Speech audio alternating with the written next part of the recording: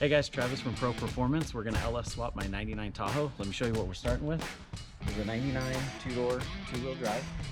It's got about 148,000 miles on it. Beltec drop, 20-inch streeters. So it's been taken care of pretty well through the years. It's not perfect, but make it a little better each time. It's got the barn doors in the back. I wanted tailgate, but you get what you get.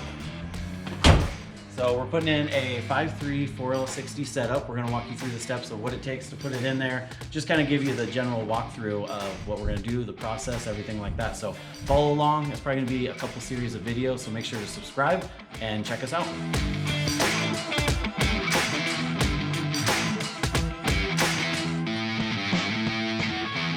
This is the 5.3 4L60 we're gonna put into it. This is out of a truck with 68,000 miles on it. Actually, Eddie that is filming hooked me up with the motor. Thank you.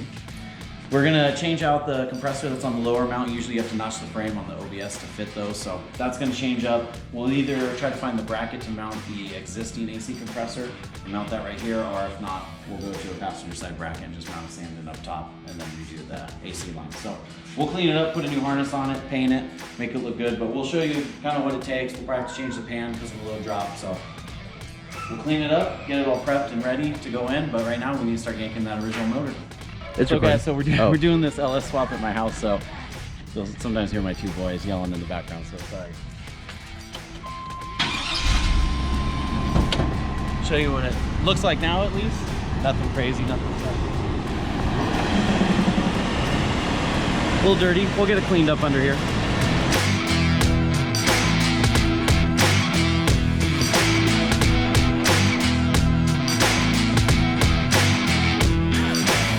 Obviously disconnect the battery, take that out, pull fan shroud, radiator, intake box, just kind of get everything off the motor.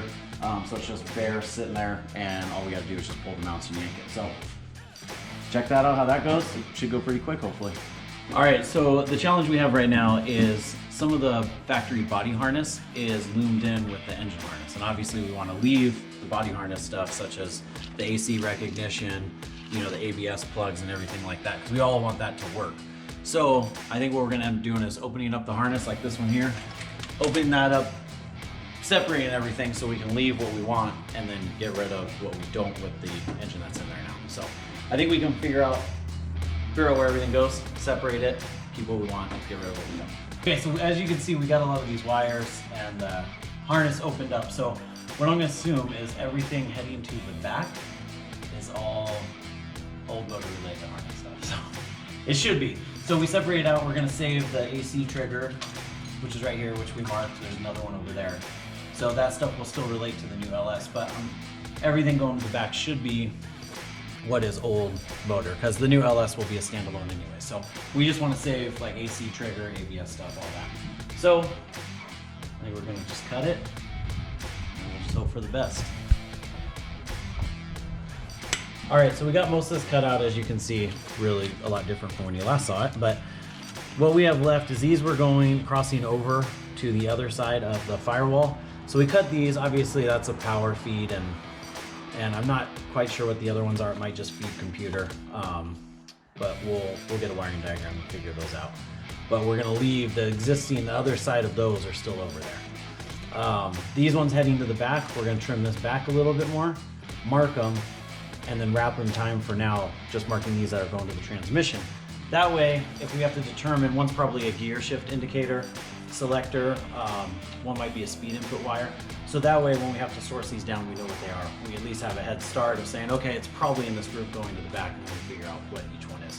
Which we may not even use these because we're eventually switching to Dakota gauges, and they'll have the OBD2 plug-in anyways. But good to get them marked just in case. We got a pretty bare bones right now. We got everything disconnected. We're just gonna cut the exhaust, the fuel lines, and should be coming out.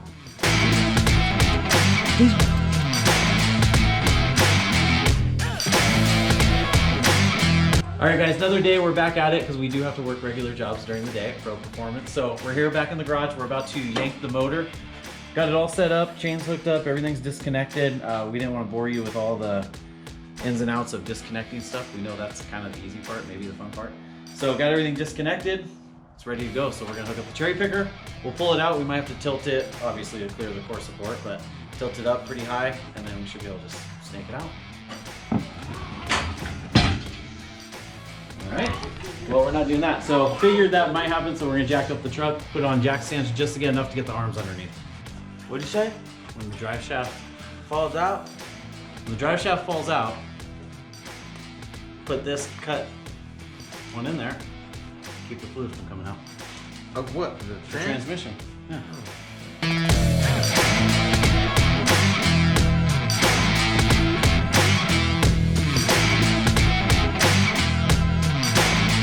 I'll add this in, even though this isn't my instructional part of the video. I suggest zip tying your hoses that leak upright so they don't leak when you're taking the motor out.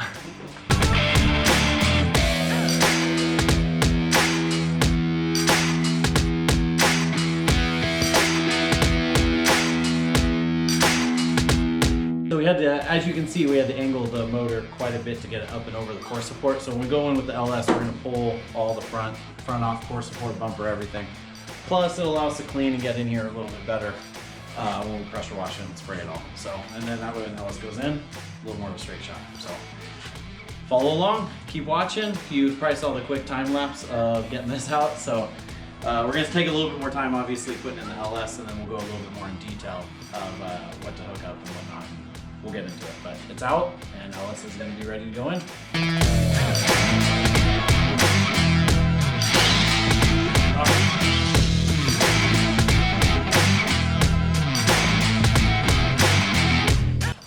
We got it all loaded up. We're gonna strap it down with our max tie downs and then head over to power wash tomorrow.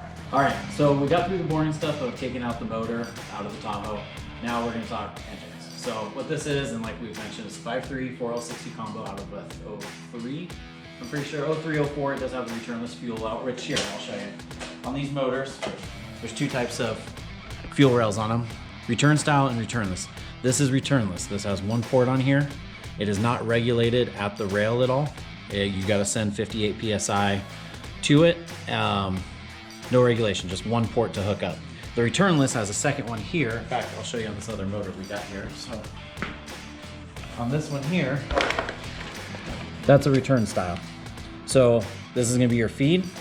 This is gonna be your return. So when it feeds in here, the fuel rail system is gonna regulate it, kick it back to return, back to the tank. So about 04, I think they switched mid 04. I'm not a 100% expert, but 04 they switched. So that's the fuel rail. Drive-by cable, that's gonna make it super easy going in the Tahoe. It already has a cable-driven speedo, and it even has the secondary connection here, so you can hook up back up the cruise. So makes it super easy. So if you're going into a OBS, I would highly recommend maybe finding an early one, because you can just hook that up, the drive-by cable. If not, you can do drive-by wire. This one's drive-by wire here. Again, looking at this one, you'll see it just has a module here with the plug, and you have to get the pedal and mount that inside. So this makes it a little bit easier. Now, moving on to the parts. What we got here is starting with the mechanical fan. This one didn't have a mechanical fan on it. We're gonna put one on, so we use the original shroud and everything. You can go to electrics. This just makes it a little bit easier. Use that existing shroud, don't have to wire it, any of that stuff. Works perfect. It did originally in the OBS, so why not keep it? We go ahead and put new intake gaskets on. They're cheap. We're gonna have it out of the truck, so might as well do it now. We got a new intake because that one had a broken port up top, so we have another truck intake that we're gonna put on there. In fact, I see that that one even has the bracket for the drive-by cable, so that might just work out perfect to go ahead and clip in the OBS connections there at the end of the cable on the top. We're gonna talk pans. You can actually use the truck pan in the swap, it'll clear. If I remember right, probably hangs about an inch below the cross member, so being that's got a 4 or 5.5 drop on it, it sits pretty low. So we came across Speed Engineering, which sells a pan. It kind of resembles an F-body pan, way shorter. This will be all tucked up underneath the cross member. So give us extra clearance, we don't have it hanging down. I've done them before at the truck pan, and they work just for 250 bucks. Might as well buy a new fan. Comes with gasket and everything, pickup tube. Come with pickup tube, windage tray, gasket, bolts. The pan itself, use a different style PF48 filter on it. So we'll switch that out. I got a new power steering pump. This is just AutoZone, O'Reilly's, whatever. That one's just a little old. That motor originally had, I think it had 68,000 miles, but we'll go and replace it. It looks a little used and abused, so this wasn't expensive, so we'll put a new pump on it. Same thing, moving on to the water pump. Do a new water pump.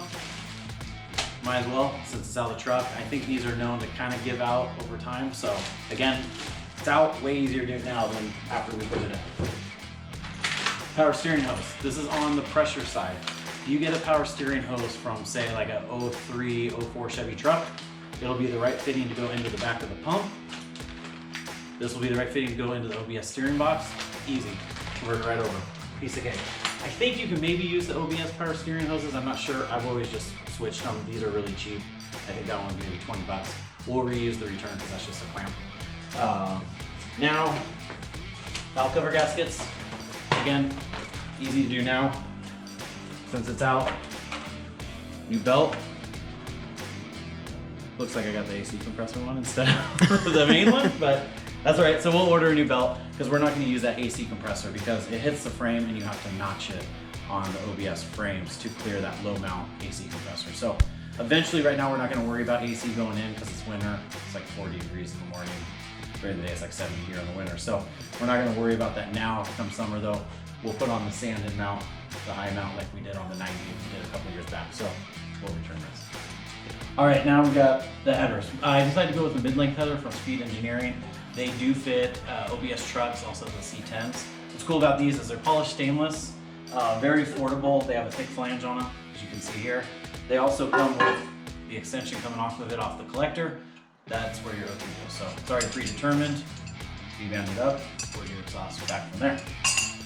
You got clamps. Of course, a lot of this stuff you can get at Pro Performance, shameless plug. So that kind of rounds out all the engine parts, what we're going to be doing, freshening that up. So we'll get started on kind of cleaning that one up, taking everything off. We're obviously going to paint it and everything. So let's get started on that. All right, I know we talked about the pump and why we're changing out. It's mainly because of this. Has play in it. So usually they're good and you can keep them, but that's why we're changing that one. We'll probably change this pulley too. We haven't got it yet, but for a couple bucks, it just looks a little bit better and brand new. So let's get started. We're getting ready to drop the motor in. So one thing we're gonna do now is change out the knock sensors in the top intake plenum here, or not plenum, top of the valley cover. Sorry, valley cover. We're gonna change these out because as you can see, especially on this one here, water usually sit in there and it gets really corroded. So we're gonna change them, and then what we'll do is we'll put a little bit of clear silicone on the new rubber boots to ensure water doesn't get in there in the future. All right, so we took out the knock sensors in the valley cover. This is what we took out on one. The other one was a little bit better. Here's the new one. So just good measure. There usually is an O-ring here. Looks like that ate it. So we would normally just use the same O-ring, but if not, it is okay not to use the O-ring. Just snug them down in there and you'll be fine. All right, guys, so we're getting ready to change the oil pan. We're gonna do it with the lift, obviously, because I don't want to disconnect the transmission, put it on a stand, rotate it, all that. So we're gonna do it just like this by hanging it. Basically, just take out the bolts, change the pan. We're gonna change the pan, the windage tray, and the pickup tube. All right, so this is the pan. You can actually run the stock truck windage tray. You don't have to trim it like you would an F-body pan because this one's a little bit deeper up front. So you're good to go. They give you the baffle here. So you're gonna have to bolt that in. Goes in just like that. And they'll give you those 4 guys. All right, we're gonna take a roll-lock disc with a Scotch-Brite pad, and we're gonna use that to clean the mating surface for where the pan gasket goes, so that way it's nice and clean and we get a good seal. It doesn't take much to clean it up. It's just you're getting just a little bit of debris off there from the old gasket, because it has a little, I don't want to say O-ring seal, but like a little rubber seal raised edge. So it just sticks a little bit. So barely just knocking it down. It should fit right. All right, so we got the old valve cover off. You can see it looks pretty clean, so someone took care of the engine pretty well through its years so far. We got the Velcro gaskets that'll come with new perimeter gasket and the new seals for the valve cover bolts. So those will pop in first into the valve cover, and then you'll slide your bolts through when putting it on. So this way, hopefully it'll be leak-free for many miles. These are the Speed Engineering headers that we sell. We talked about them a little earlier. They'll come with new gaskets, bolts. They'll be a mid-length, so they should fit in there really well. on the truck, give us definitely enough clearance for the drop that it has on it, and give us enough room to come down with the pipe. It'll also have the deflector with the O2 sensor. So let's get them all prepped, get them on the truck, and we'll show you how they fit.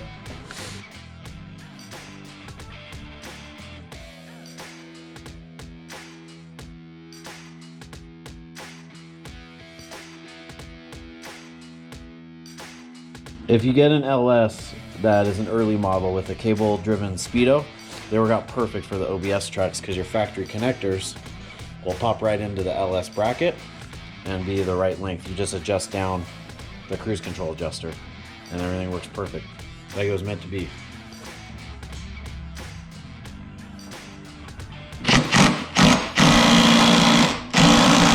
The cable shift linkage off the original truck on the 95 and up is cable driven. So all you gotta do is transfer it over using the factory bracket, and that bolts into the same location as your old 4L60 had it. We'll also get the shift selector switch on here.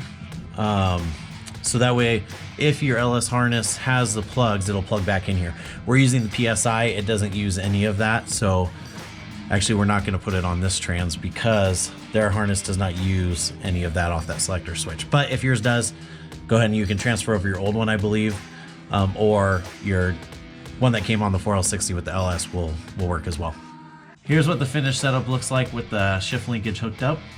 You'll see we're using that factory bracket like we just put on. It has a clip right in the end that'll hold it in place once it snaps in, and then the arm will go right on the shifter shaft coming out of the transmission. So this is the new Gates water pump. This is always, like we mentioned earlier, a good idea to change pump now because it's way easier than once it's all running and driving, and these are kind of known to go out eventually. So got new gaskets with it, cleaned up the mating surface, and here we go on.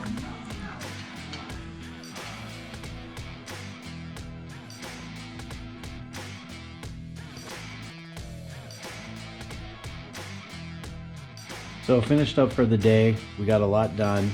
Well, a few things I wanted to point out is the heater hose size on the LS is a 5/8 and 3/4, which is perfect because it matches up with the same sizing on the OBS. Now I don't know if this is true for the 88 to 95, but 96 and up, you can hook it right into your heater valve there.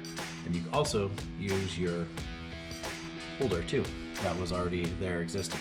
So it makes it nice and clean setup. On the power steering hoses, we talked a little earlier about the 04 Chevy truck hose, and I'm sure there's other years that are the same, but basically you go get a pressure side 04 Chevy truck hose. That works out perfect, threads right into the pressure port, and you can use your previous return line if you wanted to off of your OBS. It's all you're doing is just cutting it and trimming it to go into the return port. I'll show you here on the power steering pump. So super easy and clean, simple to do, makes it real easy to swap these into the OBSs. So next we'll get started on wiring, kind of laying out the harness. We're going to put the computer back in the factory spot over here, so I'll make it nice and clean, and we'll get the starter on and then try to fire it here in a little bit, but we'll get the wiring situated, obviously the radiator and stuff in place too. So keep following along.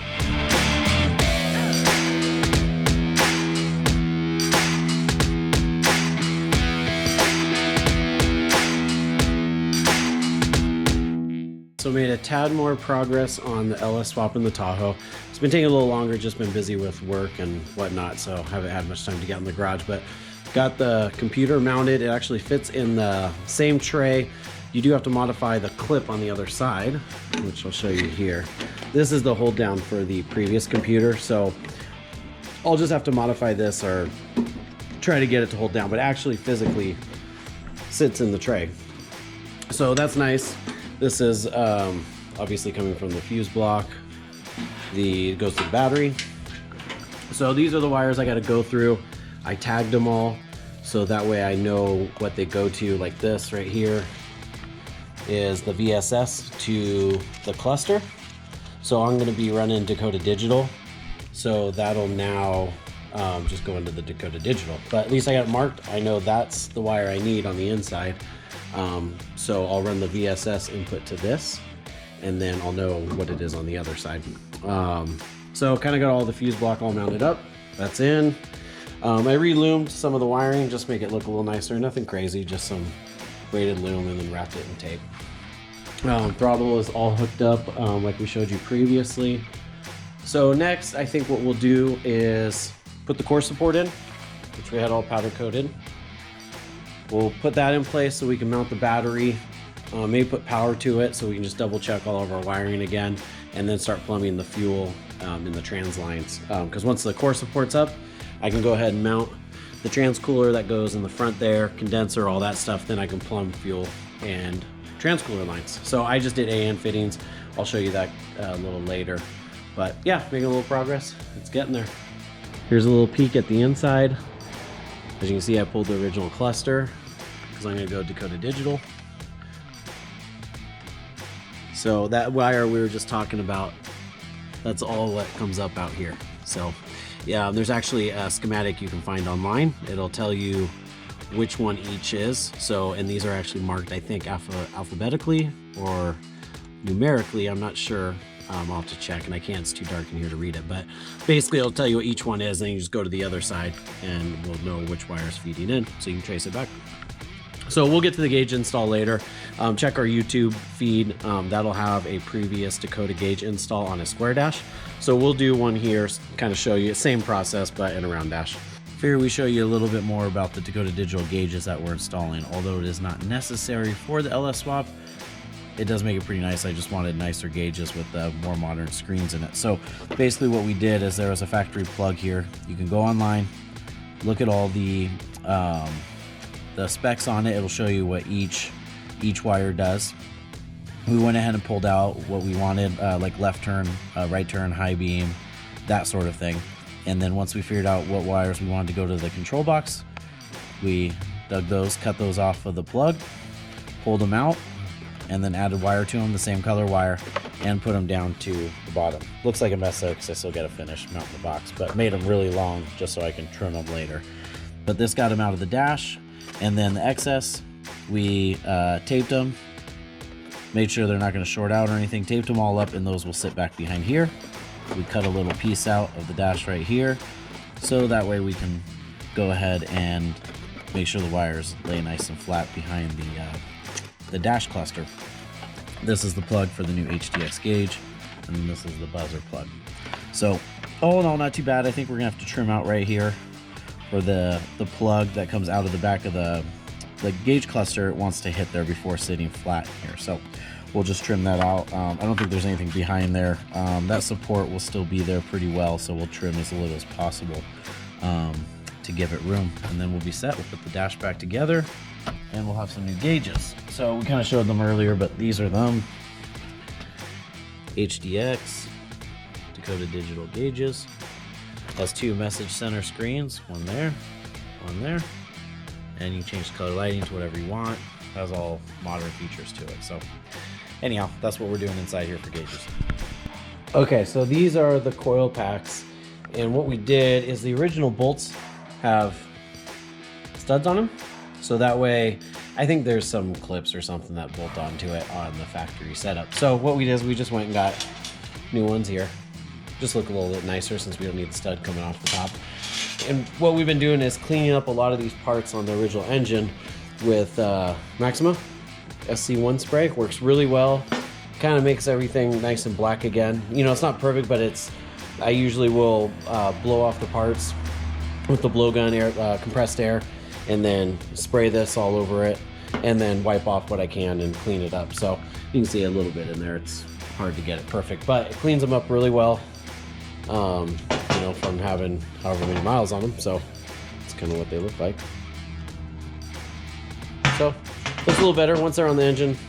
They'll look good on there, and kind of makes like I said, all the plastic nice and black again. So also used it on the cover there, master cylinder, cruise control unit, wiper motor. So works really well. Used it all on the intake and everything as well. Okay, so here's the fuel filter regulator combo that we're going to use. This is a Wix part number 33737. This is off a Corvette, I think from the late 90s, obviously when they had LSs. So you can run this with the fuel pump in the 96 to 99 OBS trucks because they're already a high pressure fuel injection system.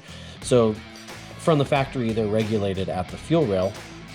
So on this style, the motor we're putting in, it's actually does not have a regulator on the fuel rail. So we're gonna switch to this, take out the inline fuel filter that's on the frame of the truck, put this in its place. This will filter it and regulate it down to 58 PSI, which is necessary for the LS. We use the Russell quick disconnects. That'll go right on the GM quick disconnect fitting.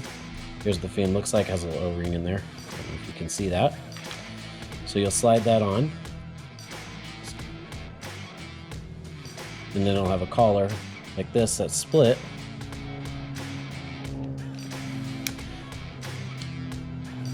Let's see here. Thread that in, and you'll tighten those up. This same kind of style, it's a quick disconnect, but it's a male to female, of course. So that'll be your setup. We'll run AN fittings.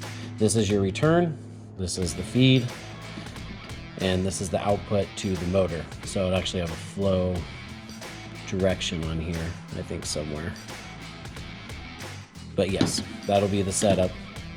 So we're gonna use compression fittings on the hard lines of the frame, the original hard lines.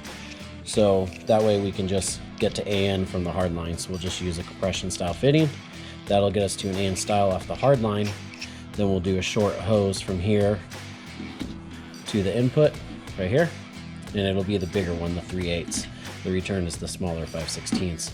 And then feed out to the motor out to here. Return back, and we'll put a compression right back on to the hard line for the return back to the tank. We'll just have to cut that with a tubing cutter and then run this compression on there.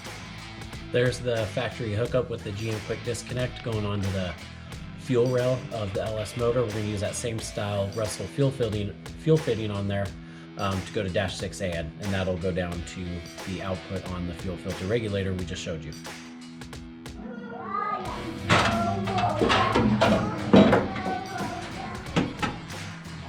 So for cooling in the Tahoe, we're going to use the Champion Cooling Radiator. They don't make an LS specific one, so the upper radiator hose is going to be on the driver's side, and then the lower is still going to be on the passenger side. So we'll still make it work. We'll use an 04 Chevy truck hose for the upper, and then probably be able to use the same on the lower. So we'll get this installed. This particular unit is a 3-row, so plenty of cooling in the AZ heat with the AC and everything. So what we're doing here is setting up the AN fittings. We decided to use these because I just like them because they're so much cleaner looking than barb fittings and hose clamps. It does cost a little bit more. You don't have to do this. I just like the clean look for it. This is for the trans cooler, so we haven't fastened down all the lines yet, but it comes off the trans, comes into here, and then on the outside down there, which we haven't done the fitting yet, that'll loop around underneath and go into one port on the trans cooler on the external. This is factory, so we just put it all back. We got some 3/8 MPT to -6 fittings. I took out the regular push-in style, so we'll run that AN, and the other side will go back to the trans, make it nice and clean. So here's the hose setup for the truck. Like I said, I just looked it up off of 04 Chevy Silverado. Probably will be the same 99 to 06. So lower hose and upper hose. So this will be your upper side on the driver's side. It'll go along, and then this will go into your pump. So that way you can use the stock radiator in the OBS. Hoses work perfect. Of course, you can opt for an LS style, which will just shift this side over to the passenger and make your hose nice and short. But just for cost reasons and just for ease of use, we're gonna just use this hose and go that route. No, you still have this one. No, you still want in the dog club. Okay, Robin? There you go. Don't just put box on it, okay? Good. Oh, no, baby. Hey! No, baby, baby.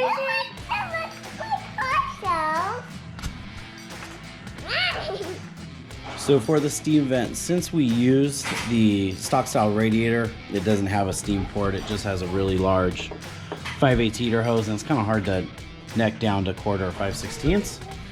Gonna run this hose adapter in there. That'll give us an 1/8 inch MPT, which we can tap off that and go to the steam port, which is down. You can kind of see it right there. But basically we'll tap into the steam line. You'll see it on the driver's side head there. And then that we just come off the bottom, cut a section of the hose out, and we'll put it in right there. All right, so after 4 months of working on this on and off of work, after work, and it's been a while. Taking a little longer than it should have, but after about 4 months, we're gonna fire it up for the first time. Let the pump cycle.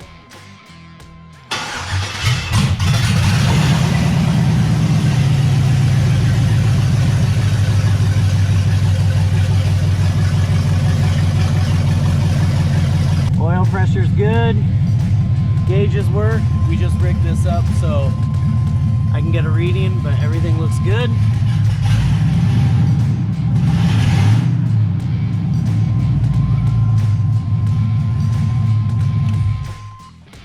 All right, guys, we're gonna go over a little bit of just what we did and to do the swap, the general things we did.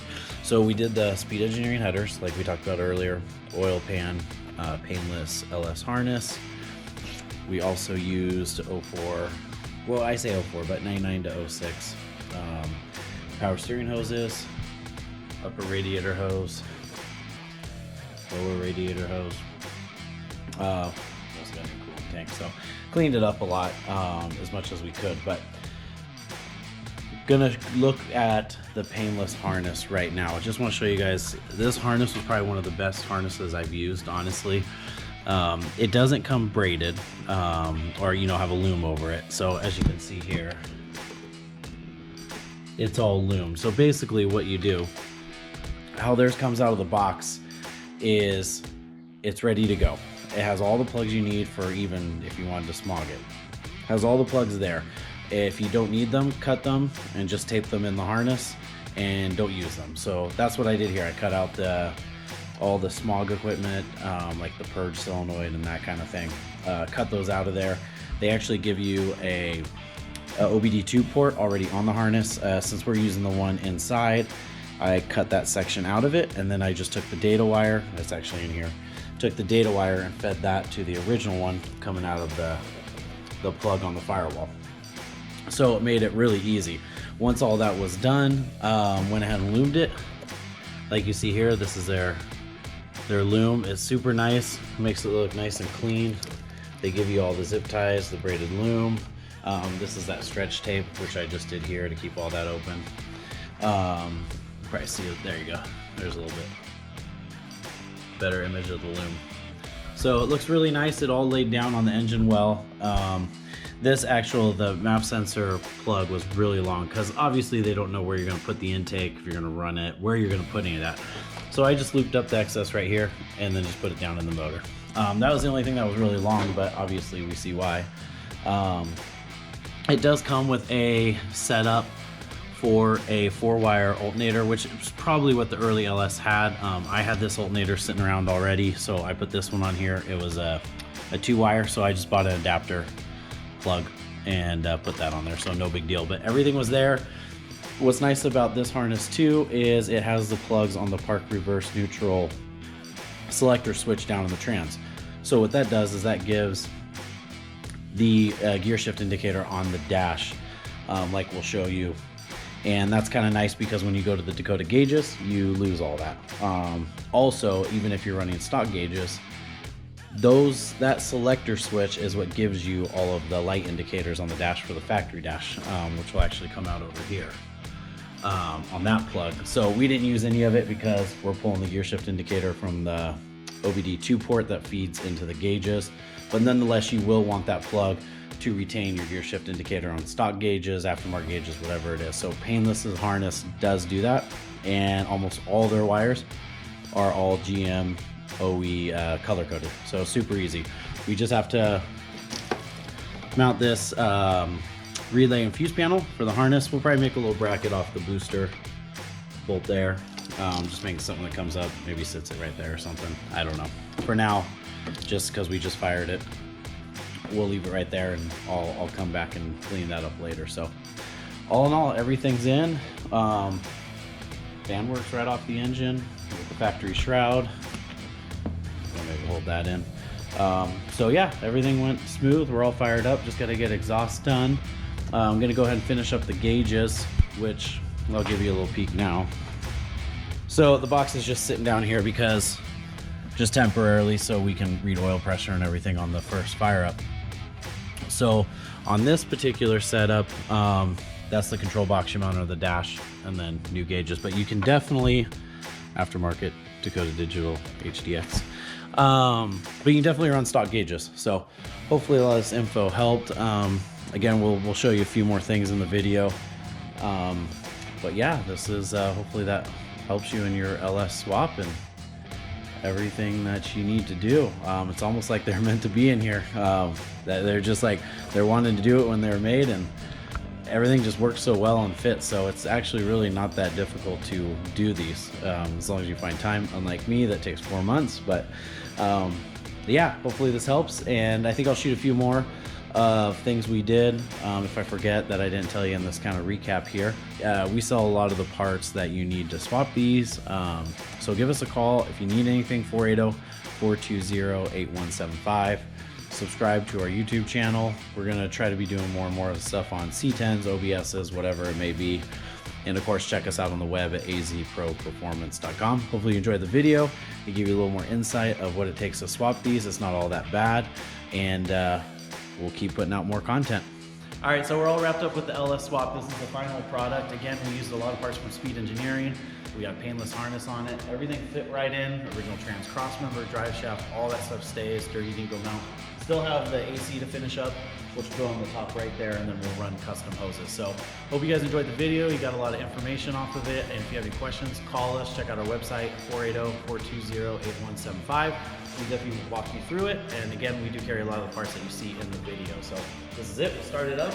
Let you guys hear it. It's running a Flowmaster exhaust on the Speed Engineering.